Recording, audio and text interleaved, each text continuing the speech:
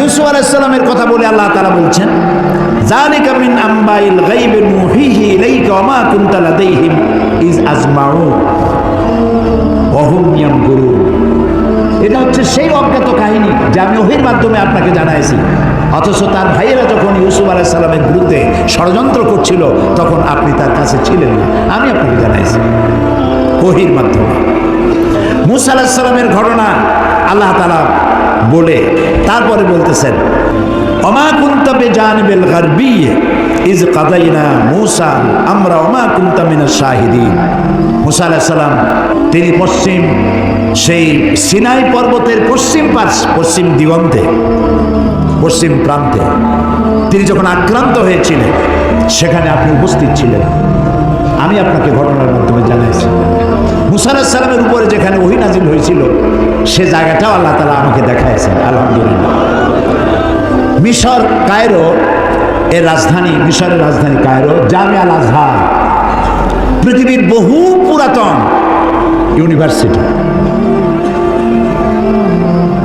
বিশাল area, প্রায় 56,000 ছাত্রছাত্রী লেখাপড়া করে সেখানে। কত বড় বিশ্ববিদ্যালয়, কতগুলি ক্যাম্পাস। তো সে বিশ্ববিদ্যালয়ের আমন্ত্রণে আমি সেখানে গিয়েছি, 5 দিন ছিলাম। আমি বলেছি যে মিশরে তো জীবনে আসিনি, আমাকে ঘুমাবার একটু সময় দিও রাত্রে, বাকি আমার একটু ঘুরাও। 5 দিনে 4,500 কিলোমিটার দৌড়াইছি। সিনাই পর্বতের সেইখানে গিয়েছি যেখানে ওহী নাজিল হয়েছিল। মূসা আলাইহিস সালাম মাদায়েন থেকে এসেছেন, প্রচন্ড ঠান্ডা, পথ হারিয়ে ফেলেছেন।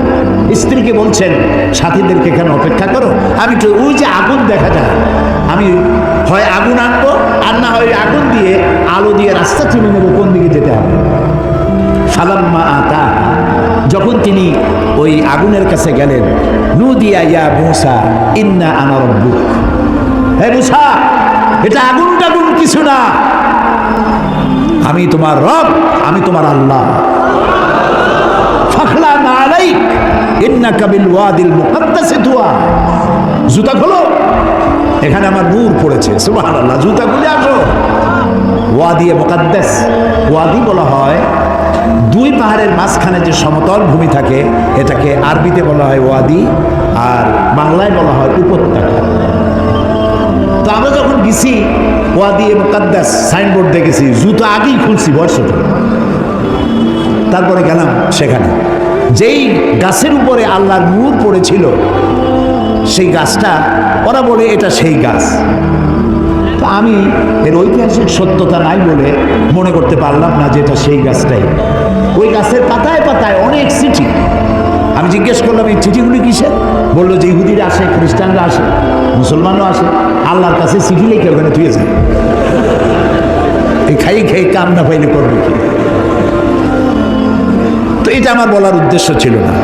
আমার বলার উদ্দেশ্য ছিল যে আল্লাহ তাআলা দেখাইছেন বহু কিছু, এমনকি মূসা আলাইহিস সালামরে এত জ্বালা দিল যে ওই ফেরাউনকেও দেখে আসছে, এখনো দাঁত ছিটকে পড়ে আছে। আল্লাহ তাআলা তাকে রেখে দিয়েছেন। আল্লাহ বলছেন তোরে মাটিতেও খাবে না, পানিতেও নষ্ট করবে না, পোকামাকড়ও নষ্ট করবে না, তোরে আমি শুটকি বানায় রাখবো কিয়ামত পর্যন্ত। তোর মতো ফেরাউন যারা হবে তোরে দেখে যেন তারা উপদেশ নিতে পারে। আল্লাহ তাআলা এটারও দেখাইছে, পিরামিডও দেখাইছে। অনেক নবীর কবরও আল্লাহ জিয়ারত করার সুযোগ। ইমাম শাফি রহমতুল্লাহ আলাইহ, মাওলানা জালালউদ্দিন সৈয়দী রহমতুল্লাহ আলাইহ, ইমাম ওয়াকি, ইমাম বদরুদ্দিন আইনি রাহিমাহুল্লাহ, হযরত সালেহ আলাইহিস সালাম, হারুন আলাইহিস সালাম, নবী দানিয়েল আলাইহিস সালাম, হযরত আবি দারদা রাদিয়াল্লাহু তাআলা আনহু, আমর ইবনুল আস রাদিয়াল্লাহু তাআলা আনহু, এদের খবর জিয়ারতের আল্লাহ তাআলা তৌফিক দিয়েছেন। আমর ইবনুল আসের যে মসজিদ দেখলাম মিশরে, সেই মসজিদে লাইলাতুল কদরে 5 লক্ষ লোক নামাজ পড়ে। লাইলাতুল কদর মসজিদ, রাস্তা টাস্তা সব ভর্তি হয়ে যায়। ইমাম যিনি তিনি হচ্ছেন শেখ জিবরাইল। আমি শেখ জিবরাইল দেখতে পারলাম না, আগ্রহ ছিল যে জিবরাইল কেমন একটু দেখে যায়। এত লোক তার পিছনে নামাজ পড়তে আসে, সুবহানাল্লাহ। তো এখানে আল্লাহ তাআলা বলতে চাইলেন যে সিনাইয়ের পশ্চিম প্রান্তে যে ঘটনা ঘটছিল এটা তো আপনি জানেন না, আমি আপনাদের জানাই।